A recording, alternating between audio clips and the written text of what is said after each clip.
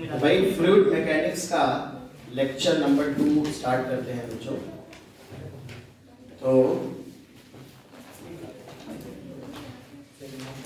एक सेकंड। हाँ सर, हाँ। फ्लूइड मैकेनिक्स में बच्चों हम लोगों ने प्रेशर की डेफिनेशन के बारे में पढ़ा था। प्रेशर के लिक्विड कॉलम के कारण प्रेशर के बारे में बच्चों पढ़ा था कि अगर एच हाइट नीचे आते हैं तो रो जी एच प्रेशर में गेन होता है और ऊपर जाते हैं तो रो जी एच ड्रॉप होता है। एच वर्टिकल हाइट, जी ग्रेविटी है। हम लोगों ने इतना ही पढ़ा था। डेंसिटी के बारे में पढ़ा था, है ना, छोटी छोटी चीजों के बारे में पढ़ा था। रिलेटिव डेंसिटी के बारे में पढ़ा था। ड्रॉप एंड गेन भी पढ़ा था हम लोगों ने कि ड्रॉप एंड गेन कैसे लगाते हैं, है ना। एक छोटी सी बात बच्चों आपको बता दूं कि प्रेशर जो होता है वो हाइट पे मैटर करता है। कंटेनर की शेप, साइज, बनावट उस पर डिपेंड करता है। जैसे मान लो एक कंटेनर है हमारे पास और एच हाइट तक लिक्विड भरा हुआ है और तो यहां बॉटम पे जो प्रेशर होगा, ये लिक्विड कॉलम का जो प्रेशर होगा ना वो रो जी एच होगा। टोटल प्रेशर अगर देखोगे तो पी एटीएम प्लस रो जी एच है ना। ऊपर पी एटीएम होगा और रो जी एच लिक्विड कॉलम की वजह से होगा। अब मान लो ये लहराता हुआ ट्यूब अगर हो, ऐसे लहराता हुआ ट्यूब,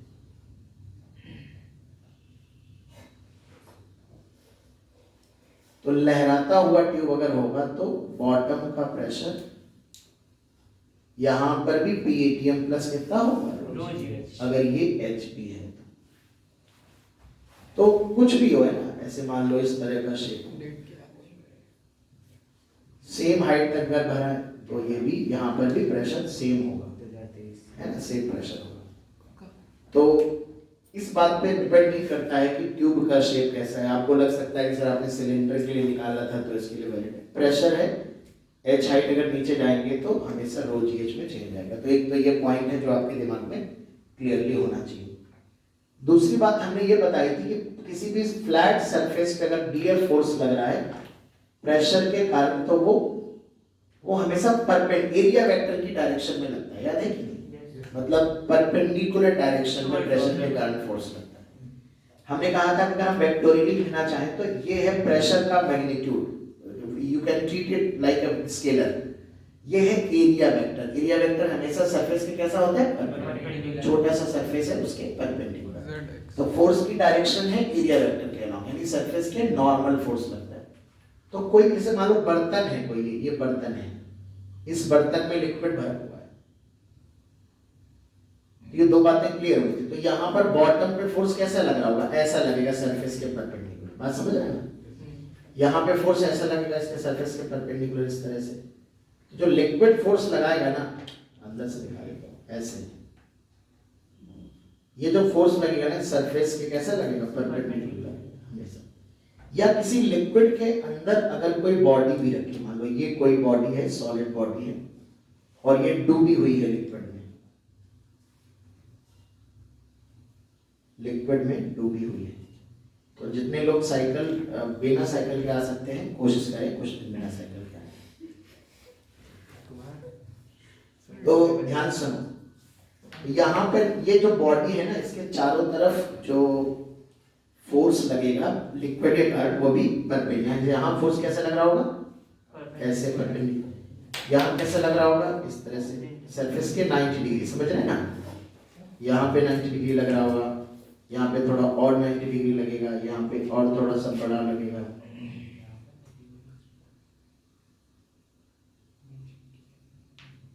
है ना, इस तरह से। तो जो कोई बॉडी अगर लिक्विड के अंदर डूबी हुई है तो वो बॉडी के चारों तरफ से सरफेस के कैसा फोर्स लगाता है, इसलिए बॉडी को कंप्रेस करने की कोशिश करता है, बल्क स्ट्रेस डेवलप करता है लिक्विड, है ना। तो बर्तन में भरा है तो बर्तन की सरफेस पे भी किसी भी पॉइंट पे सरफेस के परपेंडिकुलर फोर्स लगेगा। और अगर लिक्विड के अंदर कोई बॉडी डूबी हुई है तो उस बॉडी की सरफेस पे भी चारों तरफ से परपेंडिकुलर फोर्स लगाएगा। श्रेयांश ध्यान दो बेटा। ठीक है ना। तो ये प्रेशर के बारे में कुछ बेसिक प्रॉपर्टीज हैं। एक बात और है कि प्रेशर जो होता है किसी पॉइंट पे सभी डायरेक्शन में सेम होता है, इसे आइसोट्रोपिक नेचर ऑफ प्रेशर कहते हैं। जैसे मान लो बेटा एक लिक्विड कंटेनर है,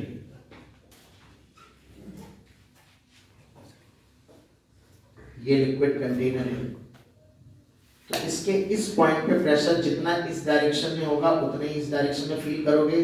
प्रेशर का जो इफेक्ट होता है सभी डायरेक्शन में एक समान होता है। जैसे मान लो अगर आपको किसी सी में 20 मीटर की गहराई में ऐसे खड़ा कर दिया जाए इधर से चेहरा करके, तो इधर से तुम्हारे चेहरे पे जितना फोर्स लगेगा, ऐसे खड़े हो जाओगे इधर से भी इतना ही फोर्स लगेगा, ऐसे खड़े हो जाओगे तो भी इतना ही फोर्स लगेगा। बात समझ रहे हैं? इसका मतलब सभी डायरेक्शन में प्रेशर का जो प्रेशर के कारण फोर्स है वो सभी डायरेक्शन में सेम होगा, इधर भी पी पी पी। तो इसके लिए एक प्रेशर सेंसर होता है, ऐसा मतलब छोटा सा पिस्टन होता है, इसमें एक पिस्टन लगा होता है, अंदर स्प्रिंग लगा होता है, जो कि कुछ मान लो दिमाग लगा के हमने यहाँ पे ऐसे समझ लो, तो ये पिस्टन पे ऐसे फोर्स पुश करेगा, ऐसे सोचो प्रेशर, ये पिस्टन लगा है, अंदर स्प्रिंग लगा है, यहाँ से जब प्रेशर फोर्स लगाएगा पीए तो ये स्प्रिंग इसको केएक्स फोर्स लगाएगा नहीं? तो ये स्प्रिंग अपने रीडिंग रीड करके बता देगा कि प्रेशर कितना फोर्स लगा है। तो चारों तरफ से इस पिस्टन को, ये मशीन को लगा करके प्रेशर को सेंस कर सकते हो कि इधर से प्रेशर कितना है, इधर कितना है, इधर की तरफ कितना है, इधर की तरफ कितना है, and we can verify that pressure at any point is equal in all directions. ठीक है ना। प्रेशर का इफेक्ट सभी डायरेक्शन में आइडेंटिकल है, इक्वल है बच्चों। ठीक है सर, उन दोनों में तो अलग अलग होगा ना, ऊपर और नीचे वाले में। बेटा कि एक ही पॉइंट है, तुम ये सोच रहे हो कि हाइट अलग अलग है, अबे एक ही पॉइंट है, थोड़ा साफ साफ दिखे इसलिए दूर दूर बना दिया है। इसी पॉइंट पे है, बिल्कुल यहीं पे है सारे के सारे, समझ गए ना।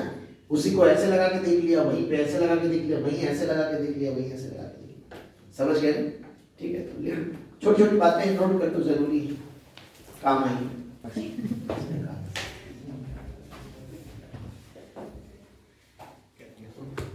तो प्रेशर के बारे में हम लोगों ने बेसिक बात की, हम लोग ड्रॉप एंड गेन पढ़ रहे थे। तो ड्रॉप एंड गेन में हम कुछ अच्छे क्वेश्चंस करेंगे, ड्रॉप एंड गेन में हम कुछ अच्छे क्वेश्चंस करेंगे। चलिए जरा एक क्वेश्चन बताइए, ये यूट्यूब है,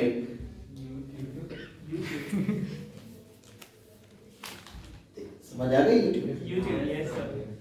तो यहाँ पर ये लाइव स्ट्रीम है इसमें, ये वाला लिक्विड जो यहाँ से यहाँ तक लिक्विड भरा हुआ है, ये वाला लिक्विड, इसकी डेंसिटी रो है, इस वाले की डेंसिटी 3 रो है, और इस वाले की डेंसिटी 2 रो है, और ट्यूब रेस्ट पे है हमारी। तो ये वाली जो हाइट है वो h है, स्मॉल h, ये वाली जो लेंथ है वो 2h है, ये वाली जो लेंथ है वो हमें कैलकुलेट करनी है कि ये वाली लेंथ कितनी होगी, बिल्कुल सिंपल है। तो ड्रॉप एंड गेन लगाइए, जो लास्ट लेक्चर में हम लोगों ने पढ़ा था। बच्चों देखिए, इस क्वेश्चन को दो तरह से कर सकते हैं। क्या इसके पास कोई एक्सेलरेशन है ट्यूब के पास? तो जब नॉन एक्सेलरेटिंग फ्लूइड होता है तो याद करो हमने लिखाया था, पढ़ाया था आपको, सेम हॉरिजॉन्टल लेवल पे प्रेशर सेम होता है, 0 हो जाएगा। फर्स्ट पॉइंट तो ये इंपॉर्टेंट है। इसका मतलब है जितना प्रेशर इस पॉइंट पे होगा, क्या उतना ही प्रेशर इस पॉइंट पे होगा। तो ऑप्शन 1, मेथड 1 तो ये है कि आप दोनों तरफ से अलग अलग प्रेशर कैलकुलेट करके इक्वल कर दो। यहाँ का प्रेशर अगर आप कैलकुलेट करोगे तो P not plus row ji H, यही तो करोगे, इस पॉइंट पे प्रेशर आ जाएगा, और इस पॉइंट पे प्रेशर क्या होगा, यहां से कैलकुलेट करोगे P नॉट मतलब P ATM है बेटा, P ATM प्लस 2 रो जी, y मान लेता हूं मैं इस हाइट को y।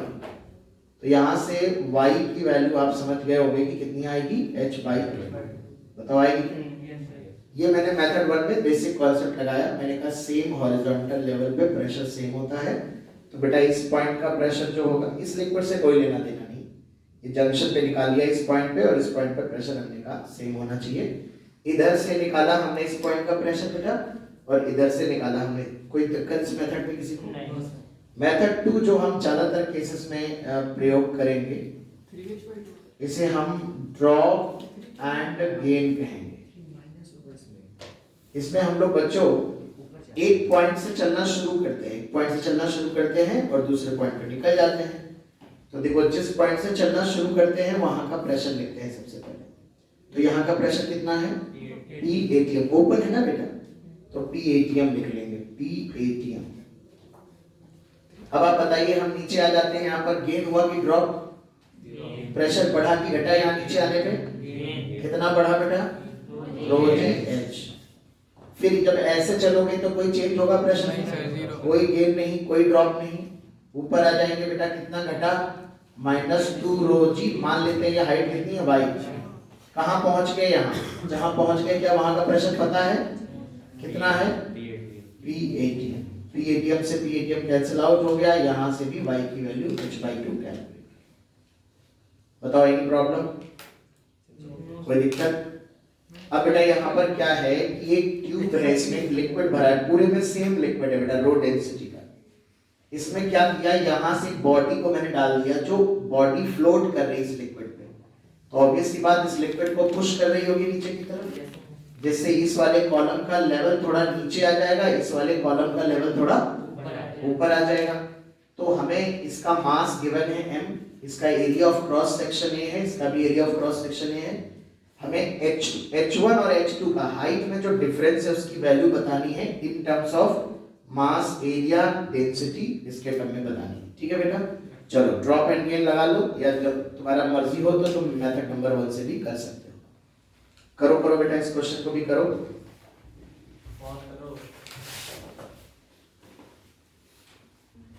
बच्चों तो इस क्वेश्चन को भी हम दोनों तरीके से कर सकते हैं।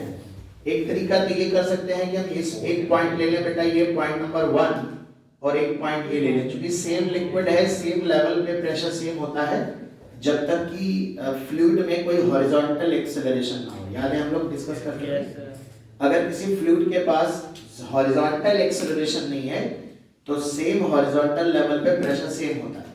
इसका मतलब जितना प्रेशर इस पॉइंट पे होगा, क्या उतनी प्रेशर इस पॉइंट पे होगा। तो तरीका नंबर 1 तो ये लगा सकते हो कि यहाँ से इसका प्रेशर कैलकुलेट करो, यहाँ से इसका करो, बराबर कर दो। मैं दोनों मेथड से बता देता हूँ, जो जिसको पसंद आए। वैसे जो ड्रॉप एंड गेन है वो काफी ज्यादा यूज होने वाला है।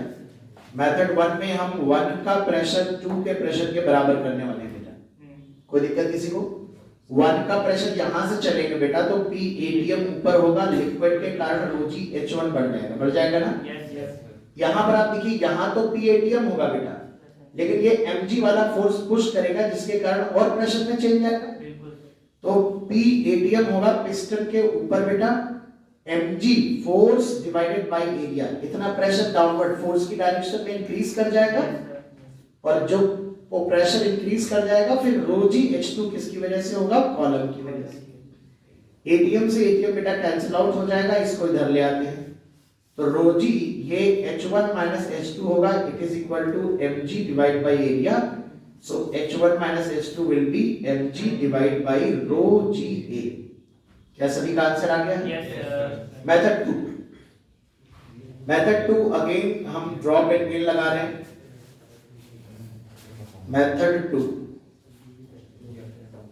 इसे हम लोग ड्रॉप एंड गेन बुलाते हैं। यहां से हम स्टार्ट करेंगे, ऐसे होते हुए ऐसे निकल जाएंगे। बस ये ध्यान रखना, इस केस में जब आप ऐसे जाओगे ग्रेविटी की डायरेक्शन में, mg की डायरेक्शन में, तो प्रेशर बढ़ेगा। अगर ऊपर जाओगे तो घटेगा तो माइनस लिख लेंगे। तो यहां से शुरू कर रहे हैं बेटा और यहां पहुंच रहे हैं। यहां भी P ATM है, यहां भी P ATM। तो जहां से शुरू करते हैं वहां का प्रेशर लिखते हैं P ATM। कोई दिक्कत किसी को? चलो नीचे उतरो, बताओ कितना गेन हुआ? रो जी H1 गेन हुआ क्या? हॉरिजॉन्टली 1 से 2 चले जाओ, बताओ कितना गेन हुआ? कोई गेन नहीं, कोई ड्रॉप नहीं। ऊपर जाओ H2 आउट, बताओ कितना ड्रॉप हुआ? ड्रॉप हो रहा है ना। mg नीचे लग रहा है तो पिस्टन के ऊपर निकल जाओ, कितना घटा? फोर्स अपॉन एरिया प्रेशर है ना। कहां पहुंच गए? ऊपर कितना है? P ATM। जहां पहुंच गए उसके इक्वल लिखते हैं। अनिका समझ रही हो बेटा?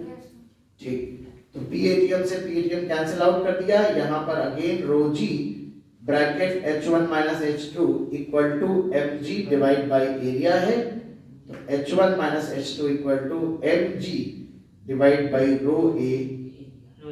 ये दो जी कैसे आ रहे हैं यार? कैंसिल आउट कर सकते तो हैं। कैंसिल कराया था नहीं तुम लोगों ने यार? No, मैं आप सिर्फ बोला बिगाड़ m upon rho a is the correct answer. ठीक है भाई? दोनों मेथड समझ पा रहे हो कि नहीं?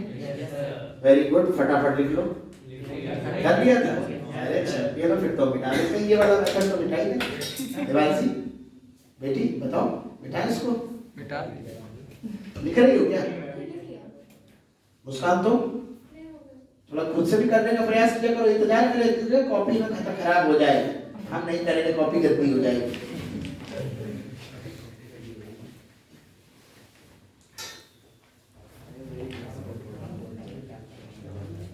तो थोड़ा सा भी ड्रॉप एंड गेन का उपयोग आगे जैसे जैसे पढ़ते जाएंगे वैसे वैसे हम सीखते जाएंगे। ठीक है, चलो देख रहे हैं तो एक क्वेश्चन और लगे हाथों कर लेते हैं।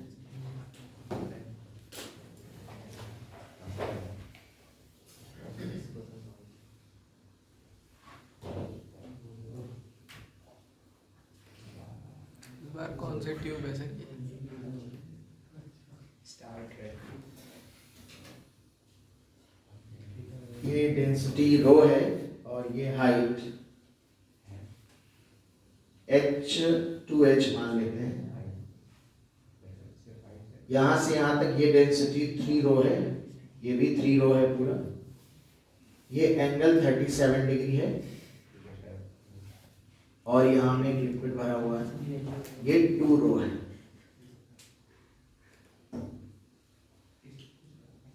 इसकी लेंथ बतानी है, ये L है, ये हाइट भी h है और ये हाइट भी h है। इसके बाद साइन कंपोनेंट है कि साइन कंपोनेंट तो रुक जाओ, फाइंड आउट, क्वेश्चन तो लिखने दो। Find out L upon H,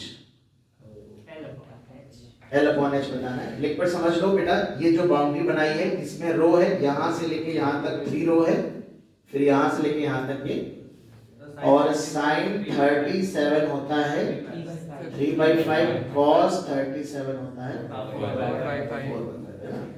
ये दोनों तरफ ओपन है ना, ओपन टू एटमॉस्फेयर है दोनों तरफ। जितने में कॉलम लिक्विड भरा है उतने बताना है आपको। चलो L/H बताओ। कॉस कर देंगे। L/H बताओ क्या होगा?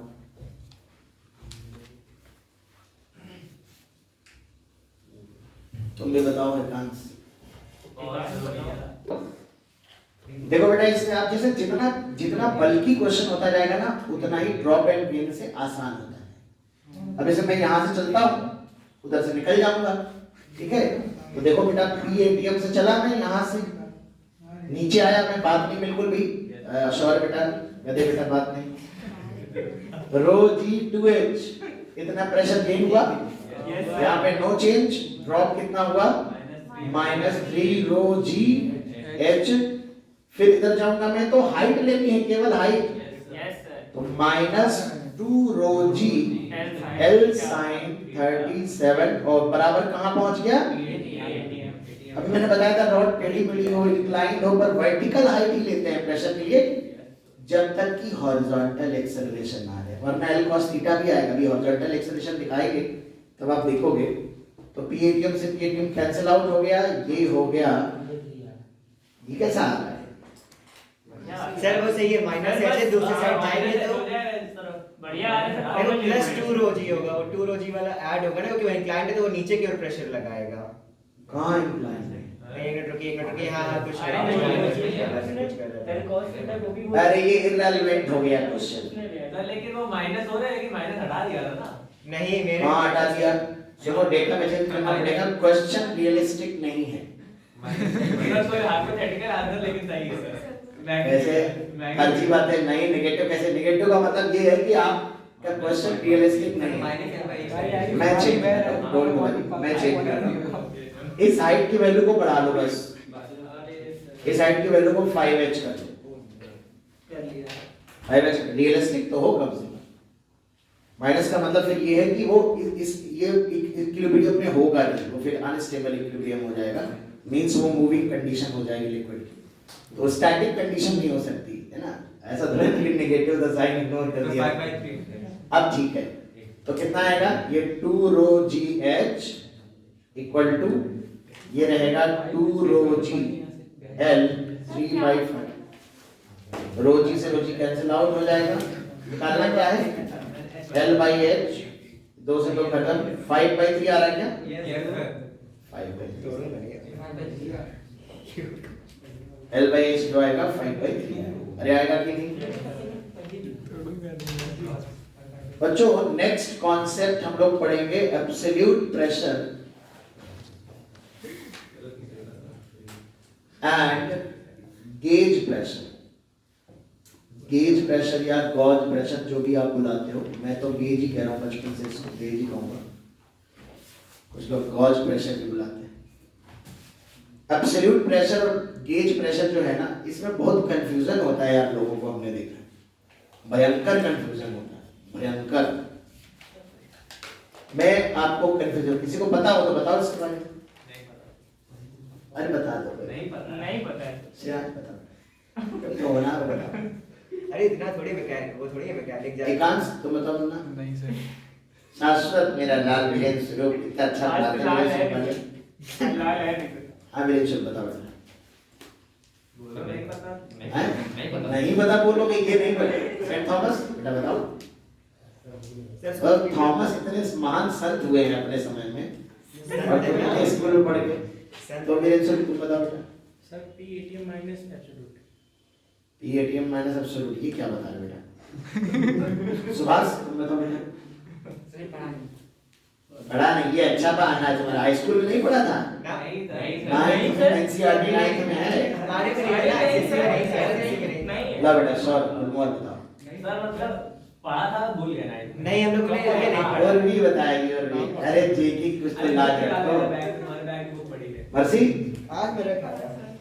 जाओ सब सारे स्कूल ना लाए थे। सर अभी बीकेट ही बचा है। अरे तो भी नहीं आता है। वेज किशोरी किशोरी आओ अच्छा देखते हैं यूपी कराना है नहीं हम तो पहले आप क्या सच लग रहा है यूपी ग्रेड का पहले हाथ उठाए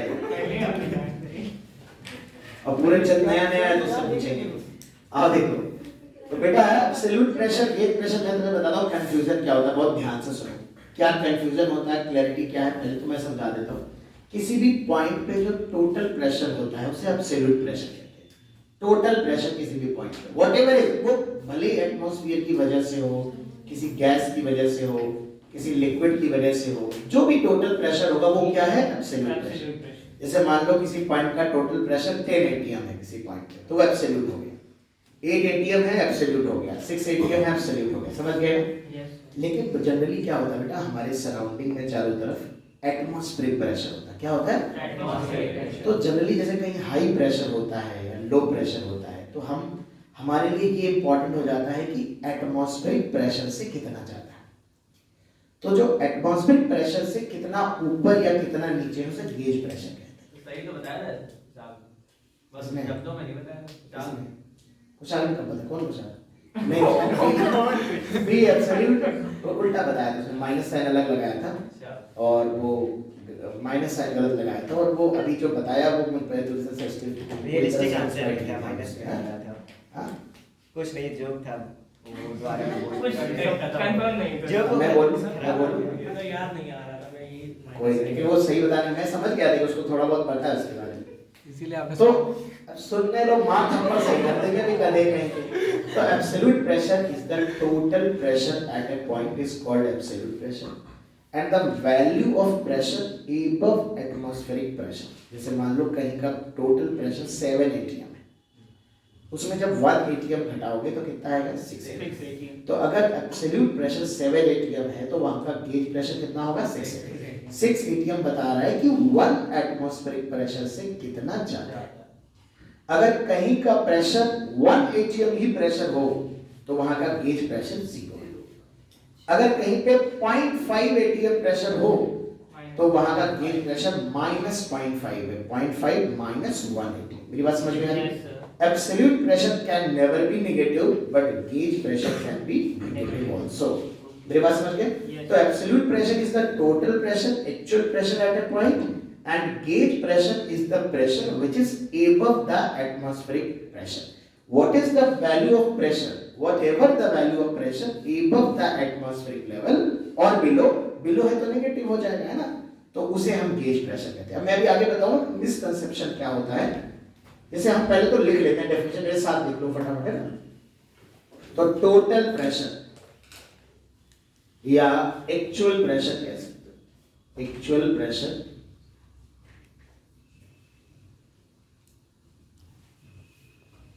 at a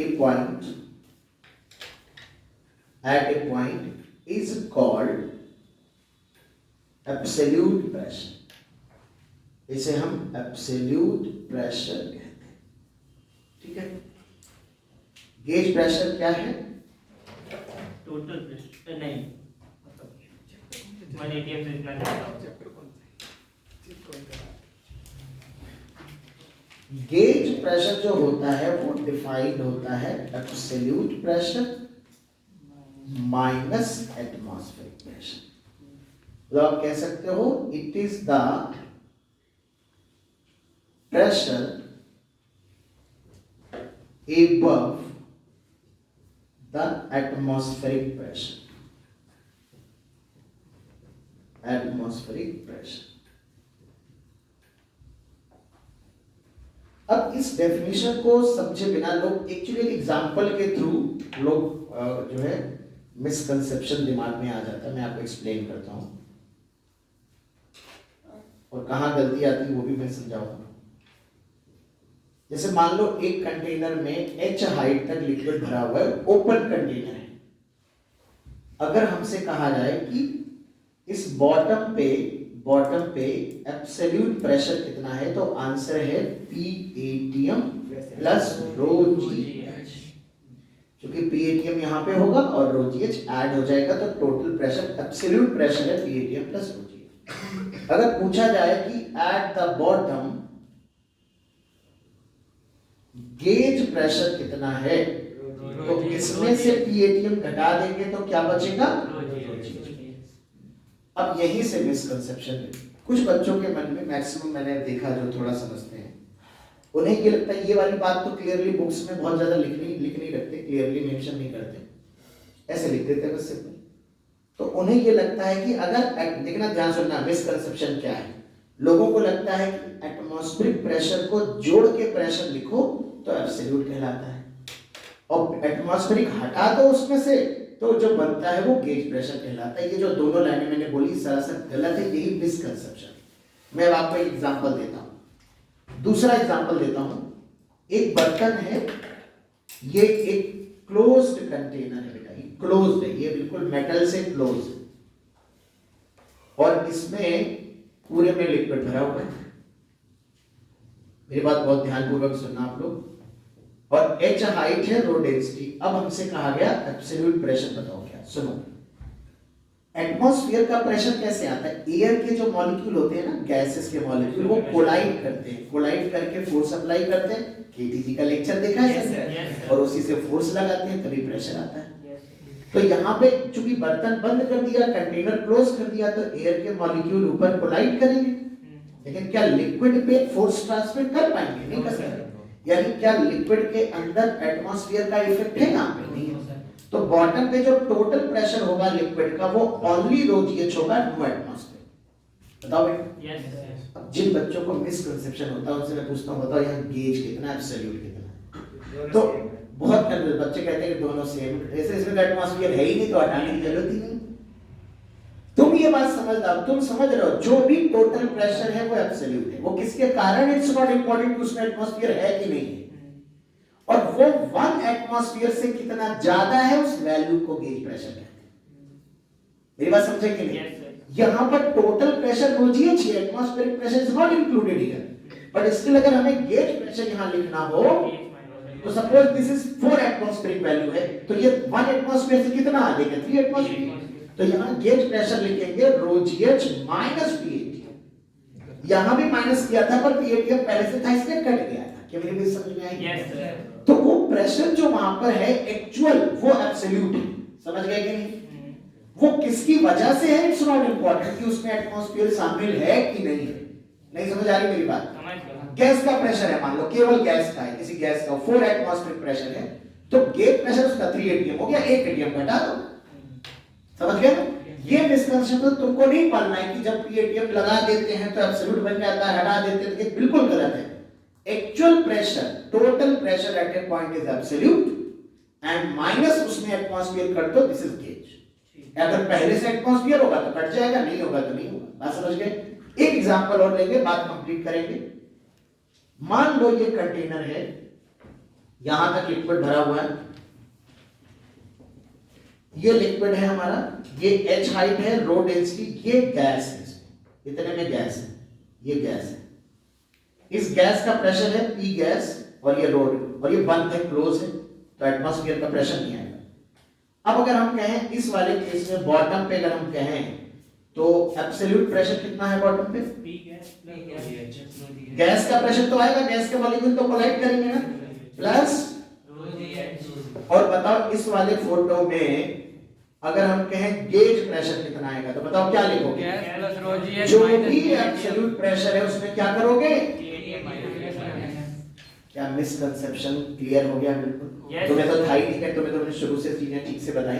तो मेरा कहने मतलब जो भी एब्सोल्यूट प्रेशर होगा इसमें एटमॉस्फेरिक प्रेशर शामिल हो चाहे ना हो, gauge pressure is equal to absolute pressure. ये जीरो हो सकता है मिनिमम, गेज प्रेशर नेगेटिव भी हो सकता है, क्योंकि अगर 1 एटीएम से प्रेशर कम है कहीं पे, मान लो 0.6 एटीएम है, उसमें 1 एटीएम घटा दोगे तो -0.4 आ गया। -0.4 ये बता रहा है कि एटमॉस्फेरिक प्रेशर से इतना कम है प्रेशर, ठीक है? तो यहाँ कहीं नोट आप लिख लेना लास्ट में कि एब्सोल्यूट प्रेशर जो होता है ये पॉजिटिव और जीरो हो सकता है, समझ गए ना? बट गेज प्रेशर जो हो सकता है ये पॉजिटिव भी हो सकता है, नेगेटिव भी हो सकता है और जीरो भी हो सकता है, ठीक है? तो बट एब्सोल्यूट प्रेशर नेगेटिव नहीं हो सकता, can never be negative. Write down बेटा। तो एब्सोल्यूट प्रेशर, गेज प्रेशर की काफी इंपॉर्टेंट टर्म है, बहुत बच्चों को कंफ्यूजन होता है, तो दिक्कत नहीं होनी चाहिए आपको। अब इसमें हो गई, चाहिए करनी नहीं, ट्रांजिशन ये भी हो गया, गधे कहीं क्या है? वही नहीं होगा। और एक क्वेश्चन हम देते हैं, तब तक ये सॉल्व करो जरा। ड्रॉप एंड गेन लगा सकते हो तो वो लगाना। एक क्वेश्चन में दे रहा हूं, ये एक सेम हॉरिजॉन्टल लेवल है, इस पे एक ट्यूब दे रखी है छोटी सी,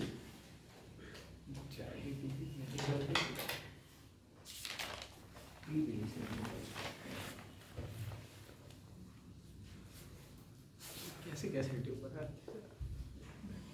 ये वाली लेंथ L है, ये वाली लेंथ भी L है और ये वाली लेंथ भी L है, ठीक है, ये एंगल थीटा है, ये एंगल थीटा है, ठीक है, ये जो हाइट दी गई है ये h हाइट दी गई है। इस वाले में ρ1 डेंसिटी का लिक्विड है, इस वाले में ρ2 डेंसिटी का लिक्विड है ना, ρ3 है बेटा,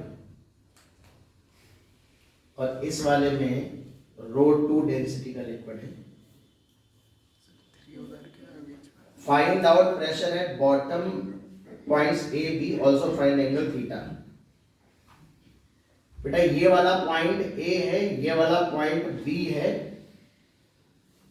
और थीटा बताना है। यहां पर प्रेशर इन्होंने लिख रखा है, यहां पर प्रेशर P ATM है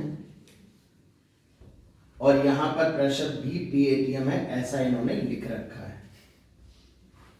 क्या क्या बताना है? Find out pressure at point A, pressure at point B and angle theta. तीन चीजें बतानी, A का प्रेशर बताना है, B का प्रेशर बताना है और थीटा बताना है।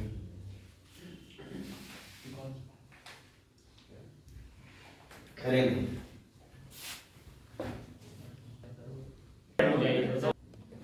देखो बेटा एकदम सड़ा सवाल है, नालायक को।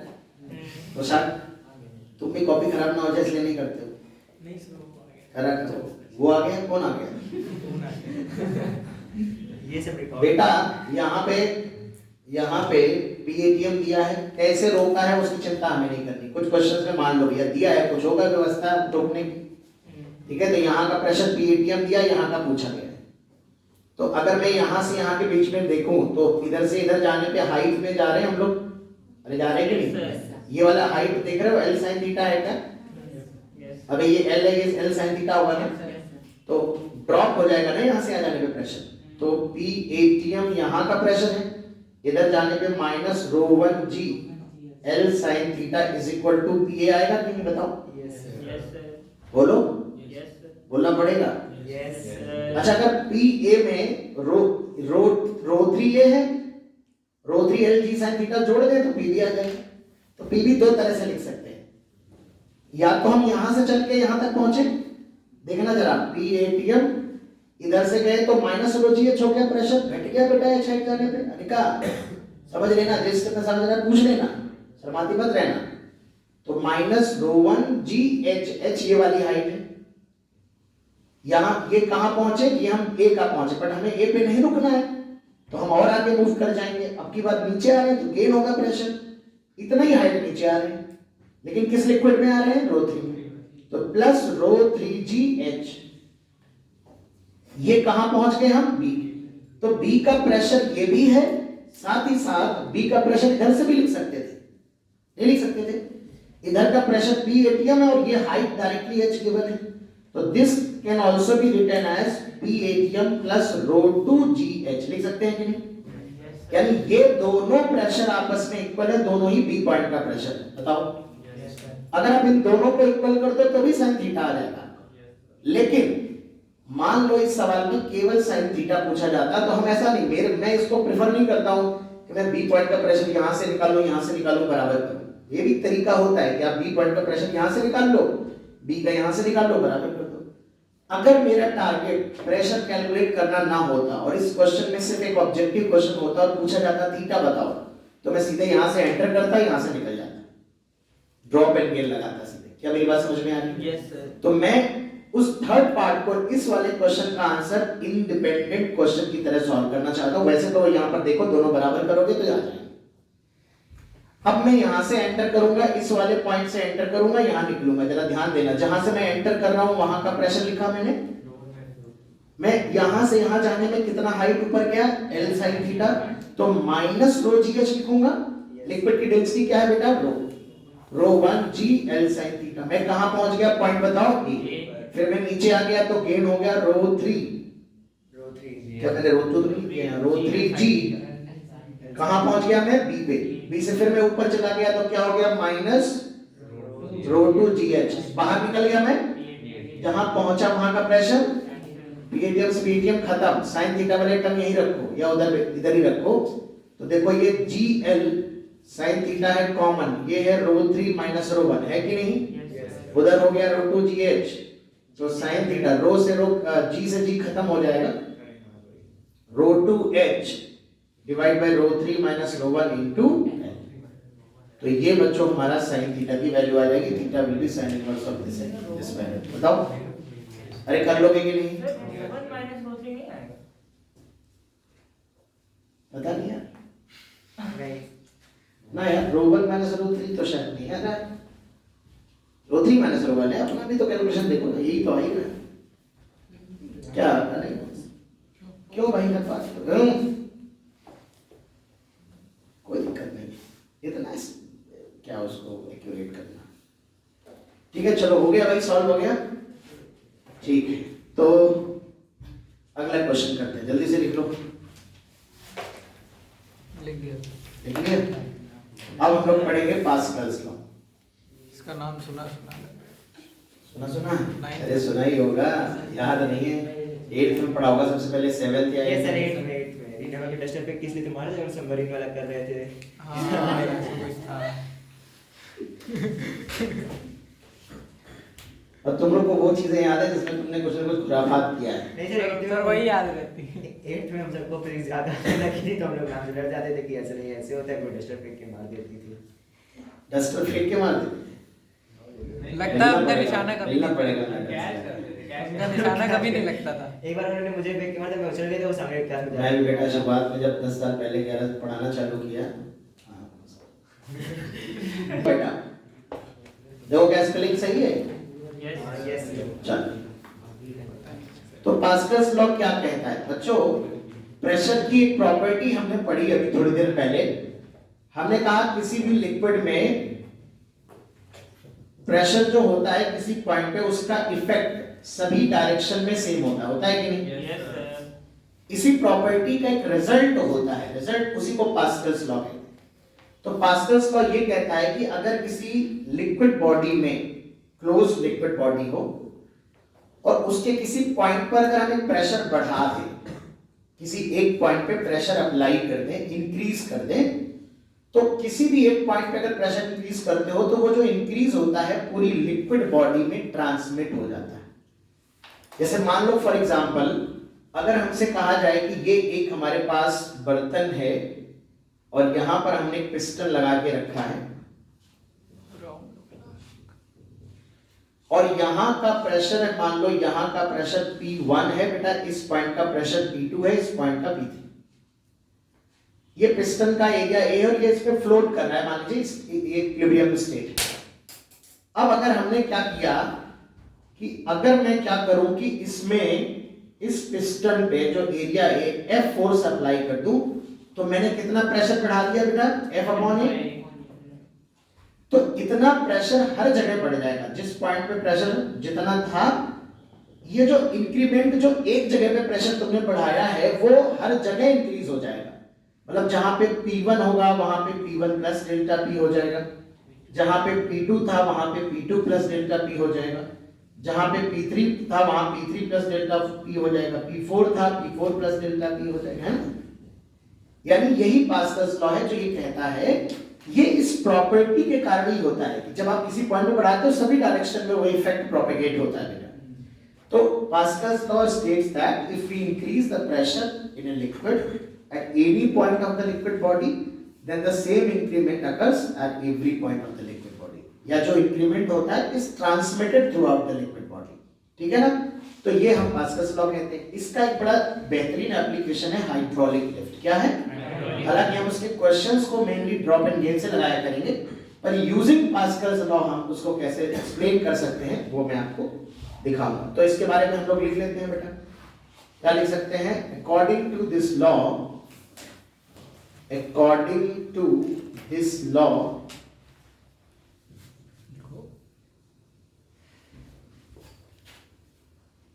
if we increase the pressure at a point in a liquid body,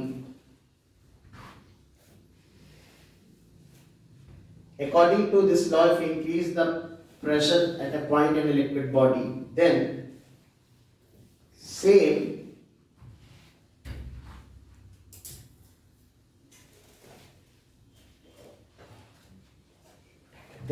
that increment of pressure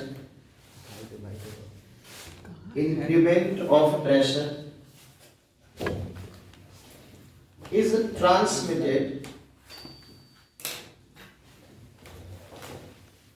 throughout the liquid body.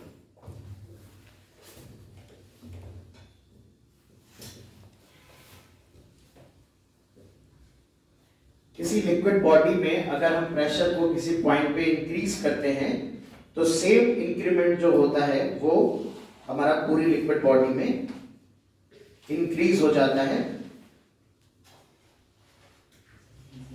ठीक है, ये हमारा पास्कल्स लॉ कहलाता है।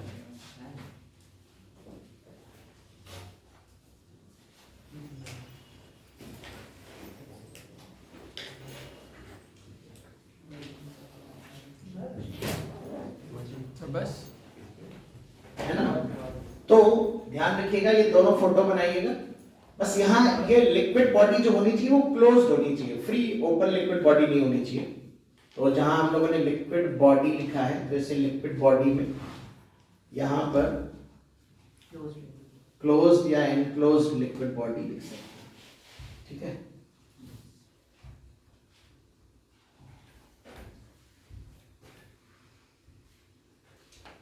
इसका एक इफेक्ट है, इसे हम लोग हाइड्रोलिक लिफ्ट बोलते हैं।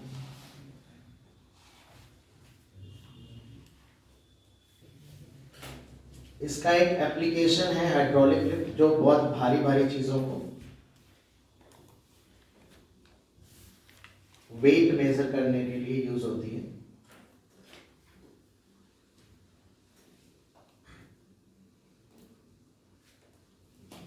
क्या था फॉर्मूला?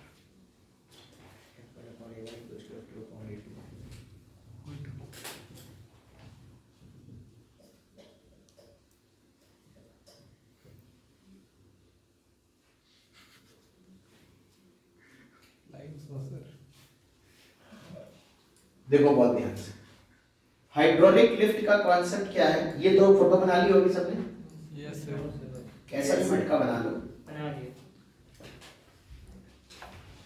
हाइड्रोलिक लिफ्ट में देखो हम दिखते कैसे, जैसे मान लो ये दो फ्लोटिंग पिस्टन थे, मासलेस पिस्टन है ये दोनों, है ना, इनका कोई मास नहीं, इग्नोर कर दो आइडियल केस के लिए। इन दोनों पिस्टन में कोई मास नहीं, हम ऐसा मान लेते हैं।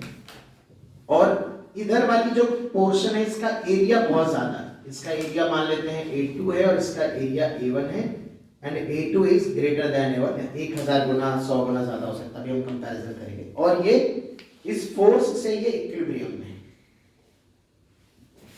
सोचो पहले ये कार या ये जो भी ट्रक है, ट्रैक्टर है, ट्रॉली है, कुछ भी ये नहीं था, ये फोर्स भी नहीं था, दोनों लिक्विड सेम लेवल पे थे, पिस्टन में कोई मास नहीं है तो उसकी वजह से कोई लिक्विड में चेंज नहीं आया।